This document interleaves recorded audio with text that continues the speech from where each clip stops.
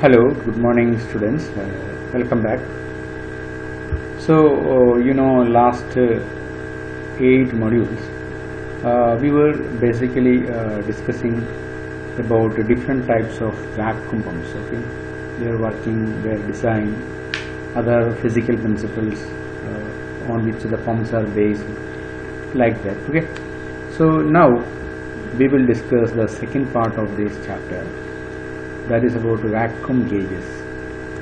Okay, vacuum gauges are actually nothing but devices used to measure pressures. Okay, basically devices used to measure pressures, and you know very well that pressure is something, the force exerted by any liquid or any fluid on a unit surface area. Okay, and we express its unit as Newton per meter square, like that in general, and we have many other units according to the convenience, like Pascal is another unit, bar is another unit, torricelli is another unit. So many varieties of units are there, but the devices used to measure such pressures are called in different names, like pressure meters, pressure gauges, vacuum gauges, like that. And when we come to vacuum gauges, why we call specifically vacuum gauges? So the name comes when we measure pressures less than atmospheric pressure. You know, atmospheric pressure is 10 raised to 5 Pascal or 10 raised to 5 Newton per meter square. Or in vacuum technology, we call this as 760 torr. Okay, so when we start measure pressure less than this, less than 760 torr, such devices we call as vacuum gauges. There are other devices which measure pressures greater than 760. We have high pressure meters like that. Suppose you measure the pressure in a car tire, we need pressure meters which can measure very high pressure, 2 atmosphere, 3 atmosphere, 10 atmosphere, like that. So then the device application purpose is different. So here device application is to measure low pressures, then we call it as vacuum gauges. So here we will measure pressure ranging from 760 torr to 10 raised to -8 torr, 10 raised to -10, -12 torr, like that. Okay, extremely low pressures are measured, but the technology is fabulous and fantastic, because different physical principles are used to make such pressure gauges. Okay, we cannot use a single pressure meter or a single gauge or single device to measure all these pressures. It is impossible, because different physical phenomena are used to measure pressure. Okay, so depending on the methods, mechanism, physical principles used, okay, there are different devices.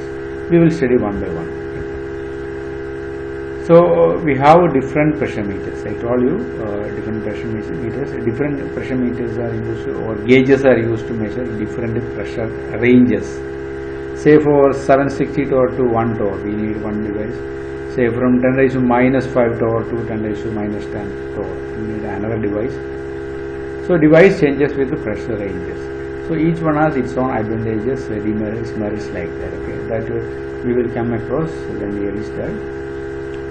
And different devices pressure range, okay, measuring ranges, their sensitivity and their cost. Some may be cheap, some may be very expensive, so that also vary from device to device. So that is another factor, that depends on the requirement.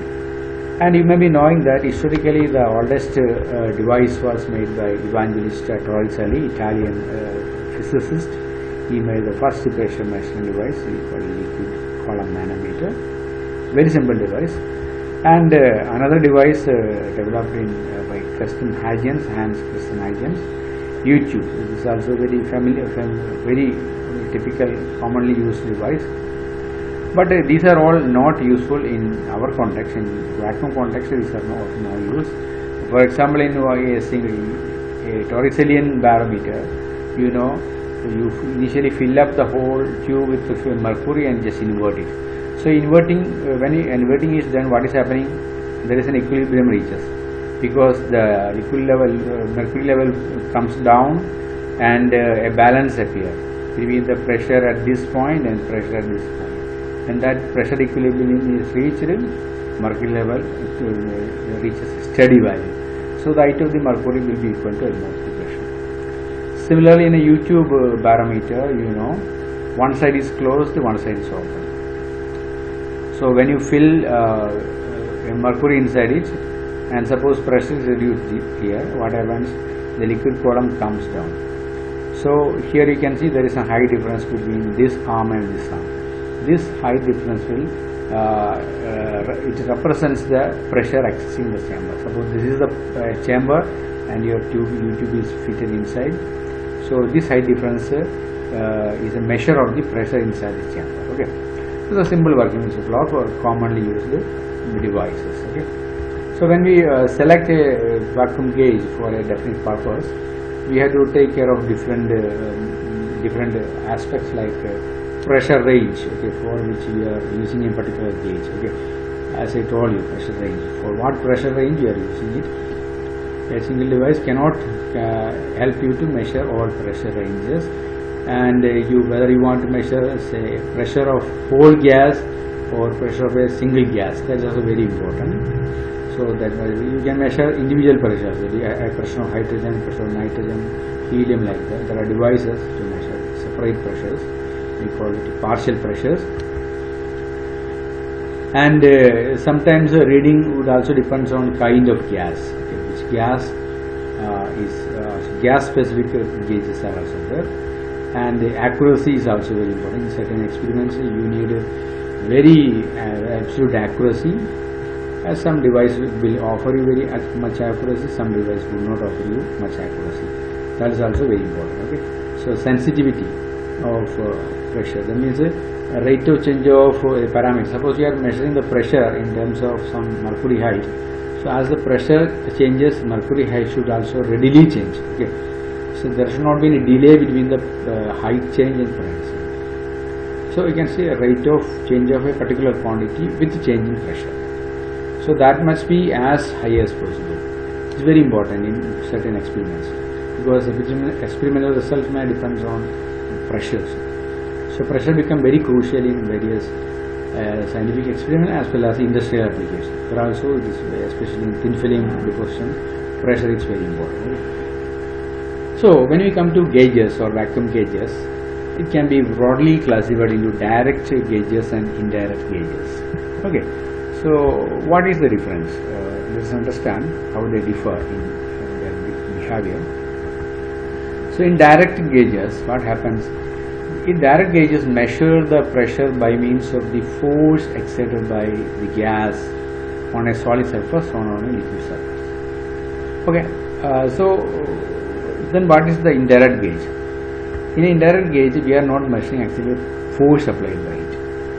We are not measuring force applied by the gas. Instead, we are measuring any other physical property of the gas, because your chamber is filled with a gas. In the first case, in direct case, what we measured, how much force the gas apply on a given liquid. Okay. But here we are not measuring the force applied by that gas. We are measuring some other parameters, like you can measure viscosity of the gas. Then you have one device. You can measure thermal conductivity of the gas, and you can correlate it with pressure. Okay, or you can measure ionization, or you can measure mass, like that. By measuring these kind of physical parameter, you can correlate with the pressure. So, say indirect method of measuring pressure. We are measuring pressure, but in terms of some other physical parameters. Okay? So that is why it is called indirect gauges. Okay? So you can measure in the indirect gauges. Of course, you can measure pressures of individual gases. That is called partial pressures. Separate gases can be taken and their pressures can be measured. Okay, then you can decide the total pressure. So in direct pressure gauge, we have this much of devices: liquid column manometer that I explained already. U-tube manometer is another device, is also explained. Very commonly used device. And Bourdon gauge is another device. This is also very commonly used for various applications. So let's see how it is working. So these are limitations of liquid mercury type of barometers. Like in fact, because mercury type of barometer you can hardly measure up to 1 ton. That means 10 raised to hardly 10 raised to minus 3 meter, or you can say 1 millimeter maximum. Below that you can measure using liquid columns or mercury columns. And when you go to other lower values, it may lead to error, because less than 1 millimeter we cannot visually see it, we can visually record it. So error automatically comes. And liquid sticking to the glass is another problem, because as the pressure goes down, mercury should also come down fast, but it does not happen. Instead it sticks down to the glass surface, so measurement becomes inaccurate. Irregular light refraction, because you are visually measuring the readings, so obviously there may be some refraction problem, or reading become erroneous. And dissolution of gases in the liquid is another problem, because there is a liquid gas interaction at the surface. Okay, rising at the time of rising of mercury level, it may decompose, even mercury may evaporate, so that may reach the vacuum chamber. That is another problem. It may hamper the vacuum existing in the chamber. These are all problems. Okay, when you come to Borden gauge, you see Borden gauge is a mechanical device basically. Here inside is a mechanical device, you can see. Borden gauge is connected, this is the open side. This part is connected to the vacuum chamber or vacuum or whatever vacuum container, and here comes the gas. Okay, the gas is here filled. Which gas? The gas from the vacuum chamber. Okay, so you see, as the pressure of this gas exerted on it. This is a lever system actually. It's a lever system. Okay, this lever system actually drives this needle. Okay, when pressure is high, what happens? This needle gets highly deflected. This needle is in fact connected to the helical spring. What is the role of this helical spring? The helical spring retraces the needle. Okay, once the spring reaches here, when pressure goes down, automatically the needle should come back. So for bringing back the needle, a spring system is required. Otherwise, the needle will remain rest forever. Okay, once it is deflected, the needle will remain here. But if there is a spring system, the needle can be brought back when pressure is low. So it is elastic. The role is a elastic spring. Okay. So its working is very simple, and its properties independent of gas, but it cannot be used for very low pressures. Or at a high vacuum stage, we cannot use a Borden gauge. But for typical, say 760 atmosphere, say 760 torr to 1 torr, you can use this device. Okay, in that case, it is successfully operated. You can satisfactorily operate, but below 1 torr or less than that, it cannot be used. Okay. So now let's come to the second part, that is indirect pressure gauges. In indirect pressure gauges, as I already told you, what is measured? The other physical parameter of the gas can be anything. For example, thermal conductivity. If you are making use of the thermal conductivity of the gas to measure pressure, okay, underline that. If you are measuring pressure in terms of thermal conductivity, we have a device that is called a Pirani gauge. The name is Pirani gauge in the name of the designer who designed this gauge. Suppose you are measuring, say, thermo EMF. You can measure thermo EMF. Okay, thermo EMF you can measure and you can convert into pressure with appropriate transducers. So then you have a thermocouple gauge. This is another device. Suppose you are measuring ionization, making use of ionization and measuring pressure. Ultimately, you are measuring pressure. Okay, so whatever other parameter you may use, still measurement is aiming at pressure. We have ionization gauge. There are two types of ionization gauge. One is cold cathode ionization gauge, known as Penning gauge, and we have hot filament ionization gauge. Okay. So this way, in our context, we have to study 4 types of pressure measuring devices. Their working principle and their design, and how they are used in measuring vacuum pressures. Okay, they are very scientifically advanced devices. used in typical modern vacuum systems. Okay. First one is the Pirani gauge, as I told you, made by a German physicist called Maslow Pirani in 1906. The thermal conductivity gauge. What way it is thermal conductivity measured, we will study shortly. It essentially consists of a filament. Thermal conductivity of a filament is this filament is shown here. Okay. So this filament is usually made up of any of these metal, tungsten, nickel, platinum, like that. Very thin, okay, filament like one. Its diameter is say hardly a few meter, 0.1 millimeter, and they are wound like in a tungsten lamp. This helically wound, and their length, actual length is 8 to 10 centimeters. They are all physical dimensions, not of much importance still.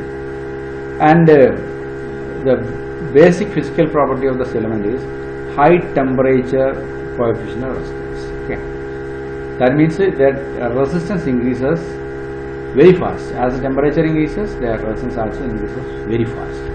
This is an essential physical property. Okay, temperature coefficient should be very high for this filament. Okay, and basically this filament is, you can see filament is connected here, and this is a part of a big Wheatstone bridge. You know, in a Wheatstone bridge there are 4 arms and 4 resistances, and this is one such resistance which is kept in the vacuum chamber, and the other one is in the outside. Okay, not inside. So this one will be kept inside the vacuum, and the other one is outside. Usually it is kept in a balanced state. Wheatstone bridge balancing. You know, when Wheatstone bridge is balanced, we have studied that the deflection galvanometer shows 0 reading at balanced state, where we use if PQRS are the resistances, then we say that under balancing condition P by Q is equal to R by S. We know this figure. When balancing is distorted or disturbed, there will be obviously current in this galvanometer. Okay, or there may be a voltage even. In certain cases, galvanometer out of balance current is measured, or in certain case out of balance voltage is measured. You can either measure voltage or you can measure current. So this can be expressed in terms of pressure changes. So let's see how the pressure change occurs. Essentially, so this is occurring like this.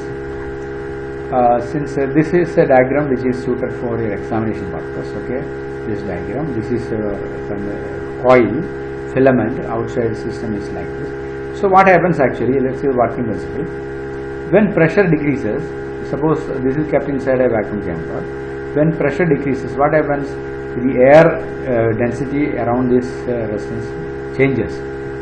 This is initially hot. Okay, by passing some current, this is made hot. So if there is no pressure difference, temperature is constant, so resistance is constant. When we start pumping gas out, so gas density decreases. As a result, what happens? Its radiation capacity decreases because energy is now not lost. Because of this, its temperature increases. When temperature increases, what happens?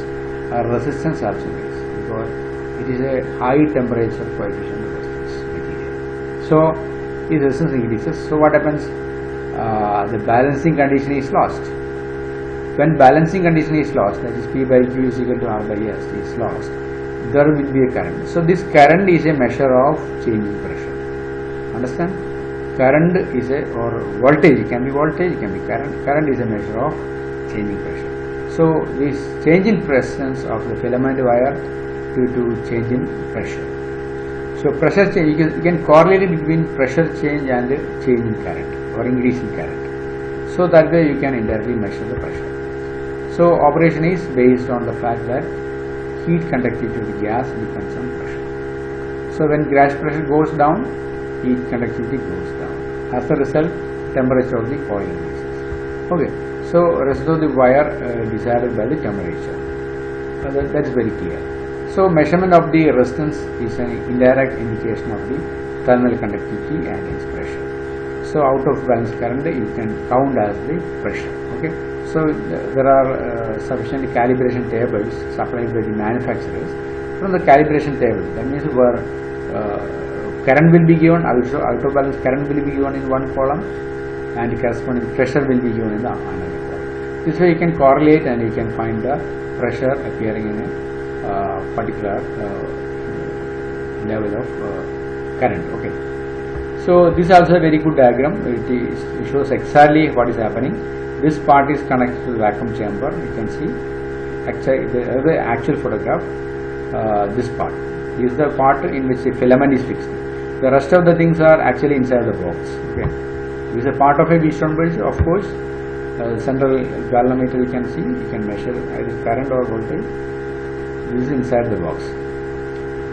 So this way, this part you can fix inside the vacuum chamber. The nut bolts can be used and fix it. So this is also a beautiful diagram. Either you can use this diagram or the diagram given in the previous slide. So this is how it is working. Okay. So these are the important things to be studied in this module. And here is a question: briefly explain the working principle of Pirani gauge. Okay. You need a single A4 sheet explanation. That is enough. We explain what is the physics involved. Basically, you can have a small diagram with essential physics involved in the working of Pirani gauge. Okay. So that is the points I want to tell you now. So with these comments, let us conclude today's lecture. Thank you.